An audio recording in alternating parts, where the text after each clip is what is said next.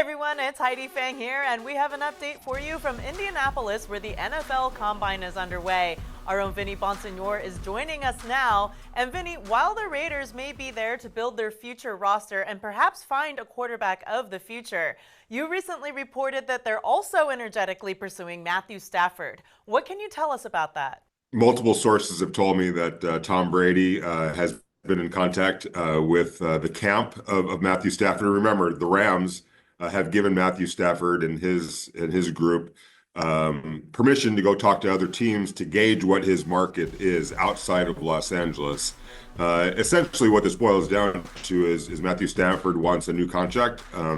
He wants about $50 million a year. It doesn't feel like the Rams are willing to go that far just yet with him, and so they've told Matthew Stafford, "Look, you have permission to go talk to other teams to see where your market is, and then if there is a team that wants to offer him what he's agreeable to, then they'll go back to the Rams, and the Rams will have a chance to match it or not, or if not." Perhaps trade him. So we're kind of a far way away from that, although this is probably going to happen fairly quickly. But the bottom line is the Raiders are definitely interested in recruiting Matthew Stafford and selling him on coming to Las Vegas and to play for the Raiders. Now, he has to be agreeable to that. They have to agree on compensation in terms of the contract.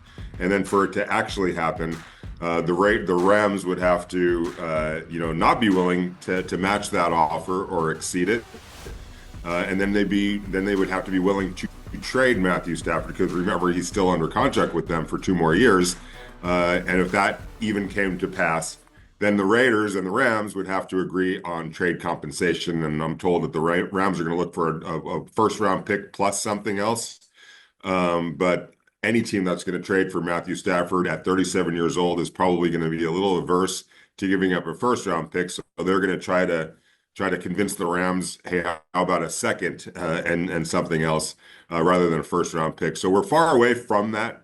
But like I said, this is probably going to happen pretty quickly, and the Raiders are absolutely interested in Matthew Stafford coming to play for them in Las Vegas. All right, after 16 seasons played in the NFL, how much do you think he has left in the tank, and how much can a young quarterback learn from having someone with his experience on the roster? Sure, he'll be a great example for the young quarterback, and I'm sure he's going to be a great teammate to a young quarterback wherever he is, whether he's in Los Angeles or elsewhere. But that's not going to be his primary function. He believes he can still play and still play at a high level, and he can still play at a high level. If you remember, the Rams should have beat the Philadelphia Eagles in Philadelphia in the divisional round. It wasn't, except for a turnover by their running back, and even despite that, they had a chance to go tie the game up in the closing seconds. Didn't get it done, but they were the closest team to the Philadelphia Eagles in all of the playoffs, and probably should have won that game. So, and that was with Matthew Stafford playing quarterback.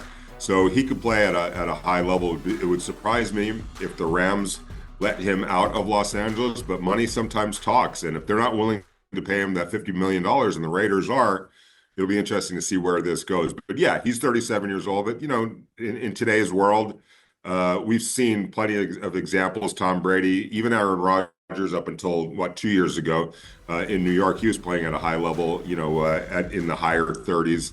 So if you get Matthew Stafford here for 3 years, 37, 38, 39, and can get a good, level of play out of him during those years, that's a trade that might be worth it, and some money spent that might be worth it. You've heard from both general manager John Spytek and head coach Pete Carroll. What was your biggest takeaway from them, and what do you gather is the main thing that they hope to accomplish this week at the Combine? This is a group that feels like, they've got all their bases covered and are hitting the ground running together. And I think that's the key for me is that synergy that's already in place with John Spytek and Pete Carroll, which is kind of unique because they didn't know each other. And from what I'm told, it was just an instant camaraderie between the two, and you can feel it here. It feels like John Spytek is kind of the general manager version of Pete Carroll. Boundless energy, really fired up about things. So they're two peas in a pod with that. And one other thing I would want to put out there is how glowingly Pete Carroll has talked about the new ownership group that's in place here with the Raiders, including Tom Brady, Elon Durbin, one of the new minority owners. There's a couple of others. He said, these guys walking into a meeting is like a scene from Ocean's 11. These are powerful, creative, visionary businessmen who have bring a different element now to the Raiders, and I think it's motivated a lot of what the Raiders are doing. So it's and Pete Carroll, obviously he's front and center and he's seen it firsthand. But this is pretty consistent in what I'm hearing from other people in the NFL about how different things are with the Raiders right now with this new ownership group intact. It doesn't guarantee any success, obviously. The Raiders still need to get it done on the field, but it really feels like they're pretty buttoned up now and are moving into a very contemporary way of doing things in professional sports. And when somebody like Pete Carroll can notice that, and he's not somebody that's just going to give it up for anybody, you take notice of that. All right, for all the videos, articles, and more from the NFL Combine, make sure to check back at VegasNation.com. For Vinny Bonsignore, I'm Heidi Fang. Thank you so much for watching.